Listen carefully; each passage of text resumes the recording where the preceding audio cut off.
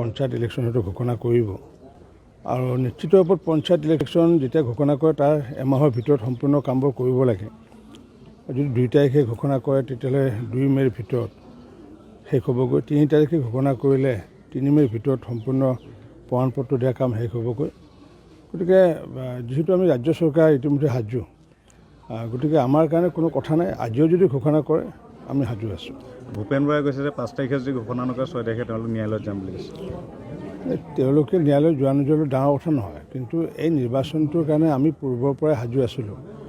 আৰু যিহেতু পঞ্চায়তৰ ডিলিমিনেশ্যন লৈ পেলাই যিহেতু হাইকোৰ্টৰ দ্বাৰস্থ হোৱাৰ বাবে হাইকোৰ্টে যিহেতু আমাক নিৰ্দেশনা দিছিলে যে হাইকোৰ্টে যেতিয়ালৈ ক্লিয়াৰেঞ্চ নিদিয়ে তেতিয়ালৈ পঞ্চায়ত ইলেকশ্যন পাতিব নালাগে। আৰু তাৰ পৰৱৰ্তী সময়ত দেখিলোঁ যে আমি একেবাৰে লাষ্ট মমেণ্টলৈ যেতিয়া ৰখিলোঁ, তাৰপিছত ইপিনে আকৌ পৰীক্ষা আহি গ'ল। পৰীক্ষাৰ মাজতো আমি ইলেকশ্যন পাতিব পাৰিলোহেঁতেন, কিন্তু মাননীয় মুখ্যমন্ত্ৰী ডাঙৰীয়াই কৈছে যে পৰীক্ষা প্ৰায়ৰিটি 1 নম্বৰ থাকিব লাগে, পঞ্চায়ত 2 নম্বৰ থাকিব লাগে, যাৰ কাৰণে পৰীক্ষা সুকলমে পাৰ হৈ গ'ল। এতিয়া পৰীক্ষা পাৰ হৈ যোৱাৰ লগে লগে ইলেকশ্যন কমিশ্যনক জনাইছোঁ যে অতি শীঘ্ৰে অনুষ্ঠিত কৰিব লাগে। আৰু মই আশাবাদী যে এই 2-3 দিনৰ ভিতৰতে হয়তো ইলেকশ্যন নটিফিকেশ্যন হ'বগৈ আৰু মে' মাহৰ ভিতৰতে, এপ্ৰিল মাহৰ ভিতৰতে যাতে আমি যাতে নিৰ্বাচন শেষ কৰিব পাৰোঁ তাৰ কাৰণে প্ৰস্তুতি লৈছোঁ। পূৰ্বতে পঞ্চায়তসমূহক কোনো ধৰণৰ ক্ষমতা দিয়া নাছিলে। এয়া কংগ্ৰেছ চৰকাৰৰ দিনৰ পৰা তেওঁলোকে হয়তো কয় যে গান্ধীজীৰ গ্ৰাম স্বৰাজৰ কথা কয়, কিন্তু কোনো ধৰণৰ আইন সংশোধন কৰা নাছিলে।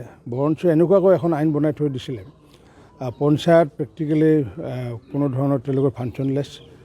যদি ভাৰত চৰকাৰে যদি সহায় নকৰে, যদি প্ৰধানমন্ত্ৰী আৱাস যোজনা, MGNREGA 15 ফাইনেন্সৰ কাম নাথাকে, তেতিয়াহ'লে পঞ্চায়তটো একেবাৰে ফেইল হৈ গৈছিলে কংগ্ৰেছৰ দিনত। কিন্তু প্ৰধানমন্ত্ৰী নৰেন্দ্ৰ মোদী ডাঙৰীয়াই যেতিয়া MGNREGA স্কীম যথেষ্ট দিলে, 15 ফাইনেন্স দিলেগৈ, তাৰপিছত যিহেতু 16 চনৰ পৰা যিহেতু প্ৰধানমন্ত্ৰী আৱাস যোজনা ঘৰ আৰম্ভ হ'লগৈ, তেতিয়া পঞ্চায়তবোৰ এক্টিভেট হ'বলৈ ধৰিলে। আৰু যাৰ ফলস্বৰূপে আমি অসমত 20 লাখ আমি প্ৰধানমন্ত্ৰী আৱাস যোজনা ঘৰ আমি নিৰ্মাণ কৰি উলিয়াইছোঁ। কিন্তু আমাৰ অসমৰ কাৰণে বুলি নহয়, সমগ্ৰ ভাৰতবৰ্ষতে যে 3.5 বছৰত আমি 16 লাখ ঘৰ কমপ্লিট কৰিছোঁ। কিন্তু ভাৰতবৰ্ষত আমি অসমীয়া ইতিহাস ৰচিছে, আৰু তাৰ কাৰণে মই সমূহ বিষয়া কৰ্মচাৰীক ধন্যবাদ জনাইছোঁ।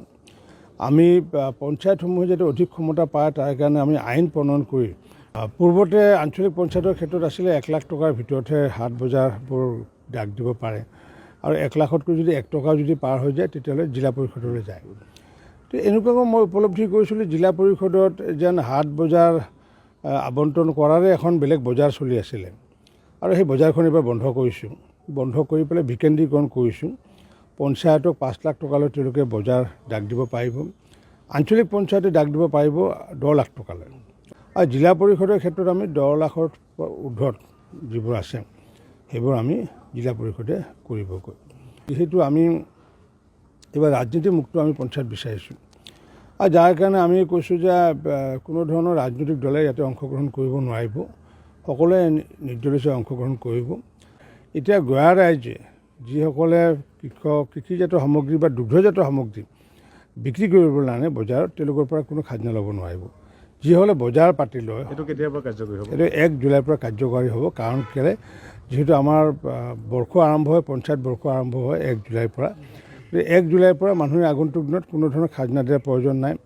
পঞ্চায়ত এলেকাত বা গ্ৰাম্য এলেকাত বা জিলা পৰিষদ এলেকাত নগৰৰ বজাৰত কাৰ্যকৰী নহ'ব নেকি? নগৰ কাৰ্যকৰী, কাৰণ সেইটো বিভাগৰ মন্ত্ৰীটো মই নহয়। এইটো নহয়, এনেই মুখ্যমন্ত্ৰী ডাঙৰীয়াই এই কথাটো কৈছিলে। জানে সেইটো এতিয়া নগৰ বিভাগৰ যি আমাৰ দহুৱাৰ পৰা হওক বা আৰ্বান ডেভেলপমেণ্টৰ পৰা যদি প্ৰস্তাৱ যদি আহে তেনেকুৱা, মইতো ভাবোঁ প্ৰস্তাৱ আহিলে ভাল হয়। কাৰণ কিয়, বহু কৃষক আছে যে আমাৰ দাঁতি কাষৰীয়া, হয়তো টাউনখনৰ দাঁতি কাষৰীয়া ৱাৰ্ডৰ পৰা আহে বা গাঁৱৰ পৰা আহে, একেধৰণৰ সুবিধাৰ পৰা বঞ্চিত তেওঁলোকে হ'ব লাগিব।